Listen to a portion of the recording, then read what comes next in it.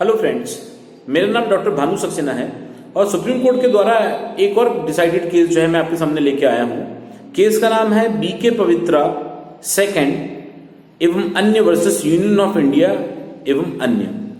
यह केस जो है माननीय सुप्रीम कोर्ट के द्वारा 10 मई 2019 को डिसाइड हुआ। अब इस केस में जो चैलेंज किया गया था बीके पवित्रा के द्वारा वो थोड़ा टेक्निकल है, जिसको हमको प्रॉपर तरीके से समझना होगा। हुआ ये कि कर्नाटक गवर्नमेंट के द्वारा कर्नाटक आरक्षण अधिनियम 2018 पास किया। इस पर बीके पवित्रा ने सुप्रीम कोर्ट में एक रिट फाइल की और ऐसा कहा कि संविधान का अनुच्छेद आर्टिकल 16 4A जो कॉन्सिक्वेंशियल सीनियरिटी की बात करता है उसको अनकॉन्स्टिट्यूशनल डिक्लेयर किया जाए और कर्नाटक आरक्षण अधिनियम 2018 के इस प्रोविजन को स्ट्रक डाउन किया जाए। इस पर विचार करते हुए माननीय सुप्रीम कोर्ट ने इस कर्नाटक आरक्षण अधिनियम को चेक किया और ऐसा पाया कि ये जो कर्नाटक आरक्षण अधिनियम 2018 है ये कॉन्स्टिट्यूशन के आर्टिकल 14 और आर्टिकल 16 के अनुसार ही बना हुआ है। इस कारण इसमें कुछ भी चैलेंज करने लायक नहीं है और उन्होंने इस एक्ट को वैलिड डिक्लेयर किया। एक्ट का नाम फिर से मैं बता देता हूं, कर्नाटक आरक्षण अधिनियम 2018 जो कॉन्सिक्वेंशियल सीनियरिटी की बात करता है उस एक्ट को सुप्रीम कोर्ट ने जस्टिफाई कर दिया 10 मई 2019 को। अब इसमें जो सुप्रीम कोर्ट ने जो रेफरेंसेस लिए उस रेफरेंसेस को हमको समझना बहुत जरूरी है। तो एक सीक्वेंस है जो मैं आपको बताऊंगा, उस सीक्वेंस को आप लोग थोड़ा समझेंगे तो आप लोग के लिए ज्यादा अच्छा रहेगा। हुआ ये कि 1955 से जो रिजर्वेशन जो है वो पब्लिक एम्प्लॉयमेंट में दिया जाता रहा। उसके बाद में जब बात आई प्रमोशन में रिजर्वेशन की तो वहां से एक सीक्वेंस चालू हुआ जिसमें सुप्रीम कोर्ट के judgements Indira Sahni versus union of India 1992 में 9 जजेस की कॉन्स्टिट्यूशनल बेंच ने ऐसा कहा कि जो आर्टिकल 16 सब क्लॉज 4 है उसमें जो दिए जाने वाला जो रिजर्वेशन है ये ओके है, लेकिन प्रमोशन में रिजर्वेशन नहीं दिया जाना चाहिए। बहुत ध्यान से सुनिएगा, 9 जजेस की कॉन्स्टिट्यूशनल बेंच ने कहा कि इट इज ओके कि आप जो है SC ST या अदर बैकवर्ड क्लासेस को आप रिजर्वेशन ग्रांट करते हैं तो उसमें कोई ऐसी समस्या नहीं है, लेकिन प्रमोशन में रिजर्वेशन नहीं दिया जाएगा। ये बात थी 1992 की। केस का नाम था Indira Sahni versus union of India. अब चूंकि इस केस के बाद में प्रमोशन में रिजर्वेशन नहीं दिया जा सकता था तो हायर पोस्ट पे SC ST या अदर बैकवर्ड क्लासेस जो थे इनका रिप्रेजेंटेशन कम होने लगा। तो उस पर पार्लियामेंट ने 77th कॉन्स्टिट्यूशनल अमेंडमेंट किया। 77th कॉन्स्टिट्यूशनल अमेंडमेंट के थ्रू 1995 में आर्टिकल 16 में एक प्रोविजन उन्होंने जोड़ा, आर्टिकल 16 सब क्लॉज 4A के नाम से, और उसमें ऐसा लिखा कि स्टेट अगर चाहे तो ऐसे लोगों को प्रमोशन में भी रिजर्वेशन दे सकती है जिनका हायर पोस्ट पे रिप्रेजेंटेशन कम है। ऐसा करके 77th कॉन्स्टिट्यूशनल अमेंडमेंट के through Indira Sahni versus union of India के केस के जजमेंट को माइल्ड करने की कोशिश की गई या उसके जो इफेक्ट्स थे उनको हटाने की कोशिश की गई। लेकिन सब्सिक्वेंटली ये टेक्निकलिटी सामने आने लग गई कि अगर आप प्रमोशन में रिजर्वेशन देंगे तो मान लीजिए कि 2 कैंडिडेट सिलेक्ट हुए, एक जनरल क्लास का और एक बैकवर्ड क्लास का। तो जो बैकवर्ड क्लास का जो कैंडिडेट है या जो एम्प्लॉय है उसका प्रमोशन जल्दी हो जाएगा, और सब्सिक्वेंटली अगर वो जनरल का व्यक्ति प्रमोट हो के उस पोस्ट तक पहुंचता है बाद में, तो क्या किसे सीनियर माना जाएगा? क्या उस बैकवर्ड क्लास को या उस जनरल क्लास को? तो उन्होंने कहा नहीं, ऐसा नहीं है। क्योंकि प्रमोशन में रिजर्वेशन दिया जा रहा है, इसलिए जो बैकवर्ड क्लास का जो व्यक्ति है उसे ही सीनियर माना जाएगा। अब इस टेक्निकलिटी को लेकर सुप्रीम कोर्ट ने फिर से इसको चैलेंज किया। 1995 में वीरपाल सिंह, 1996 में एक और केस हुआ Ajit Singh versus state of Punjab. इन दोनों ही मामले में कैचअप रूल की बात कही गई। कैचअप रूल का मतलब उन्होंने कहा कि यस, एससी और एसटी जो है उनके कैंडिडेट को सीनियरिटी तो दी जाएगी, लेकिन उनके पास में एप्रोप्रिएट एफिशिएंसी होनी चाहिए। एडमिनिस्ट्रेटिव एफिशिएंसी को और चेक किया जाएगा प्रमोशन देने से पहले।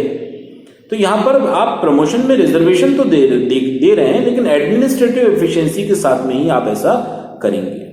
तो यह इस रूल को कैचअप रूल कहा गया।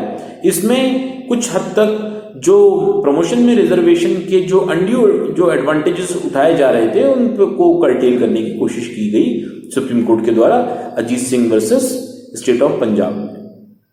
उसके बाद में एक और केस 1996 में सुप्रीम कोर्ट के सामने लगाया गया। उस केस में भी सुप्रीम कोर्ट ने कहा कि जब कभी प्रमोशन में रिजर्वेशन दिया जाएगा तो एडमिनिस्ट्रेटिव एफिशिएंसी को ध्यान में रख के ही प्रमोशन दिया जाएगा। तो एक प्रकार से अजीत सिंह वर्सेस पंजाब और Vinod Kumar versus union of India में एक ही बात माननीय सुप्रीम कोर्ट के द्वारा कही गई कि ठीक है, आप प्रमोशन में रिजर्वेशन दीजिए, पर कैचअप रूल के साथ में एडमिनिस्ट्रेटिव एफिशिएंसी को और चेक किया जाना चाहिए। पार्लियामेंट, उसी समय पार्लियामेंट जो थी वो सन 2000 में कॉन्स्टिट्यूशन में एक और अमेंडमेंट लेके आई और उसके थ्रू उन्होंने आर्टिकल 16 में एक क्लॉज 4B के नाम से जोड़ा, जिसमें बैकलॉग देने की बात कही गई कि अगर इस साल की वैकेंसीज अगर रिजर्व कोटे की अगर खाली रह जाती हैं तो उनको अगले साल की रिजर्व सीट्स के साथ में जोड़ दिया जाएगा। इसे कैरी फॉरवर्ड रूल के नाम से भी हम जानते हैं। उसके बाद में पार्लियामेंट ने एक और अमेंडमेंट किया, 82nd कॉन्स्टिट्यूशनल अमेंडमेंट, आर्टिकल 335 में एक प्रोवाइजो जोड़ा और ऐसा कहा कि एडमिनिस्ट्रेटिव एफिशिएंसी की रिक्वायरमेंट तो चेक की जाएगी, लेकिन अगर स्टेट को ऐसा लगता है कि रिप्रेजेंटेशन कम है तो एडमिनिस्ट्रेटिव एफिशिएंसी को भी माइल्ड किया जा सकता है। इट मींस एडमिनिस्ट्रेटिव एफिशिएंसी अगर नहीं भी है तो भी हम प्रमोशन में रिजर्वेशन दे सकते हैं। तो यहां पर एक प्रकार से देखा जाए तो जो कैचअप रूल में ये जो कहे गए थे अजीत सिंह वर्सेस पंजाब और Vinod Kumar Singh versus union of India के में ये जो एडमिनिस्ट्रेटिव एफिशिएंसी की बात कही थी, इसको थोड़ा कम करने की कोशिश की गई। उसके बाद में पार्लियामेंट एक और कॉन्स्टिट्यूशनल अमेंडमेंट लेके आई, 85th कॉन्स्टिट्यूशनल अमेंडमेंट, जिसमें कॉन्सिक्वेंशियल सीनियरिटी जो थी वो प्रमोशन में एससी एसटी को दी जा सकती थी। ये वर्डिंग्स जोड़े और जो वर्डिंग्स जोड़ने के बाद में जो पूरी लाइन बनी वो ये थी कि in a matter of the promotion to any class with the consequential seniority to any class, मतलब कॉन्सिक्वेंशियल सीनियरिटी के साथ में रिजर्वेशन दिया जाएगा प्रमोशन में। ये 85th कॉन्स्टिट्यूशनल अमेंडमेंट में बात कही गई। अब इसमें हुआ ये कि इन सबको चैलेंज किया गया, जितने भी कॉन्स्टिट्यूशनल अमेंडमेंट थे, जैसे कि 77 constitutional amendment, 81st constitutional, 82nd constitutional, 85th constitutional amendment को एक केस में चैलेंज किया, जिस केस का नाम था M Nagaraj versus union of India. M Nagaraj versus union of India में सुप्रीम कोर्ट ने इन सभी अमेंडमेंट्स को कॉन्स्टिट्यूशनल माना, लेकिन उन्होंने 3 शर्तें रखी, उन्होंने कुछ गाइडलाइंस दी। उन्होंने कहा कि जब आप प्रमोशन में रिजर्वेशन दें, एडमिनिस्ट्रेटिव एफिशिएंसी हो, आप सब कुछ कर सकते हैं। ये जितने भी अमेंडमेंट्स हैं 77, 81, 82 ये सब और 85th ये सब जो है वो कॉन्स्टिट्यूशनल अमेंडमेंट्स हैं, लेकिन 3 चीजों का ध्यान रखना चाहिए। जिस क्लास को आप रिजर्वेशन दे रहे हैं उसकी बैकवर्डनेस कितनी है, वो किस हद तक बैकवर्ड है, ये आप चेक करेंगे और बताएंगे। दूसरा, इनएडिक्वेट रिप्रेजेंटेशन, ये जरूरी है कि इन एग्जामिनेशन में उस व्यक्ति का इनएडिक्वेट रिप्रेजेंटेशन होना चाहिए। थर्ड चीज उन्होंने कहा कि जो ओवरऑल एफिशिएंसी है, एडमिनिस्ट्रेटिव एफिशिएंसी, वो मेंटेन की जाएगी। इन ग्राउंड्स पे ही आप रिजर्वेशन और प्रमोशन रिजर्वेशन ग्रांट करेंगे। तो ये गाइडलाइन थी जो M Nagaraj versus union of India में 2006 में सुप्रीम कोर्ट के द्वारा दी गई। अब हुआ ये कि एम नागराज का ये जो केस था, ये अपने आप में जो बहुत इंपॉर्टेंट केस हो गया और पूरी गाइडलाइंस यहां से मिलने लग गई। लेकिन इसके कॉन्सिक्वेंसेस ये हुए कि स्टेट गवर्नमेंट इन तीनों क्राइटेरिया को फुलफिल नहीं कर पा रही थी और SC ST की जो क्लास थी उनको प्रमोशंस में और रिजर्वेशंस को लेकर बहुत समस्या आने लगी, क्योंकि गवर्नमेंट इस बात को प्रूव ही नहीं कर पा रही थी कि बैकवर्डनेस और ओवरऑल एफिशिएंसी। तो वहां पर इस एम नागराज के केस के बाद में जो गवर्नमेंट को SC ST के जो राइट्स थे वो सफर होते दिखाई दिए। उसके बाद में 2017 में state of Tripura versus Jayant Chakraborty Nagraj के केस में जो 3 शर्तें जो थी उनको चैलेंज करा और कहा कि SC ST वर्ग का नुकसान हो रहा है इसमें। पर इस केस में भी कोई बहुत ज्यादा बात पर ध्यान नहीं दिया गया और ऐसा कहा गया कि एम नागराज की जो रिक्वायरमेंट है वो फुलफिल होनी चाहिए। उसके बाद में एक और केस आया, Jarnail Singh versus Lakshmi Narayan Gupta. Supreme court ने, ये 5 जजेस बेंच ने ऐसा कहा कि एम नागराज का जो केस है ये ओके है, हमें ऐसा नहीं लगता कि एम नागराज के केस के अगेंस्ट हमको 7th जजेस की लार्जर बेंच बिठाने की जरूरत है। इट मींस एम नागराज का जो केस है वो अपने आप में जो वो स्टैंड करता है और उसके अगेंस्ट कोई कॉन्स्टिट्यूशनल बेंच बनाने की जरूरत नहीं है। और जर्नैल सिंह वर्सेस लक्ष्मी नारायण गुप्ता में एक और बात कह दी साथ में कि M Nagaraj versus union of India का जो केस है वो ओके है और उसके अगेंस्ट कोई भी लार्जर बेंच उठाने की जरूरत नहीं है और क्रीमी लेयर को इसका फायदा नहीं दिया जाएगा, क्रीमी लेयर को रिजर्वेशन का फायदा नहीं मिलेगा।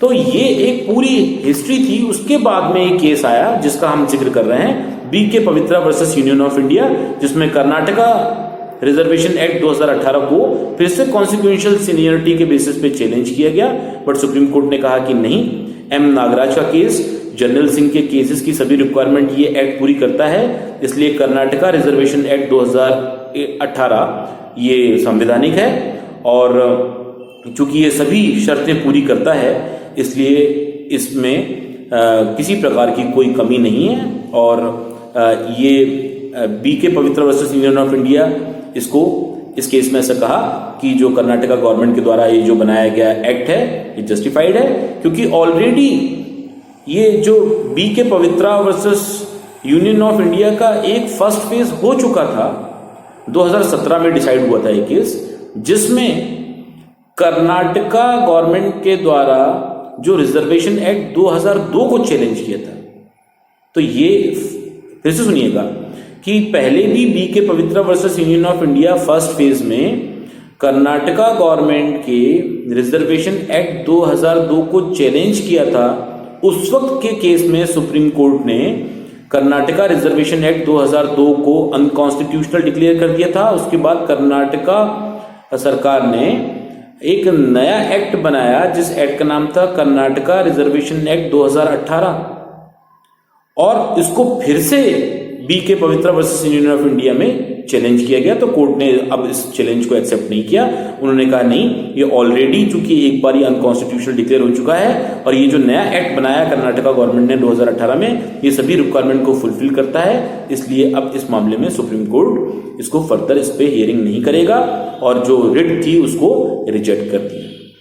तो ये बहुत इंपॉर्टेंट केस था। इसके थ्रू हमने रिजर्वेशन के पूरे कॉन्सेप्ट को भी समझा और BK Pavitra union of India phase 2 में क्या हुआ, BK Pavitra union of India phase 1 में क्या हुआ, कौन कौन से एक्ट की कॉन्स्टिट्यूशनलिटी चैलेंज की गई, पार्लियामेंट और सुप्रीम कोर्ट के बीच में किस प्रकार का एक टसल ऑफ पावर देखने को मिलती है, ये सब चीजें हमने देखी। लेकिन भी जो अमेंडमेंट्स हुए हैं वो कॉन्स्टिट्यूशनल डिक्लेयर हुए हैं। Article 16 sub clause 4, sub clause 4A, 4B, sub clause 5, sub clause 6 सभी कॉन्स्टिट्यूशनल हैं। लेकिन एम नागराज के केस की गाइडलाइंस जो हैं ये बहुत इंपॉर्टेंट हो जाती हैं कि बैकवर्डनेस आप चेक करेंगे, फिर एडिक्वेट रिप्रेजेंटेशन आप चेक करेंगे और एडमिनिस्ट्रेटिव एफिशिएंसी का आप ध्यान रखेंगे।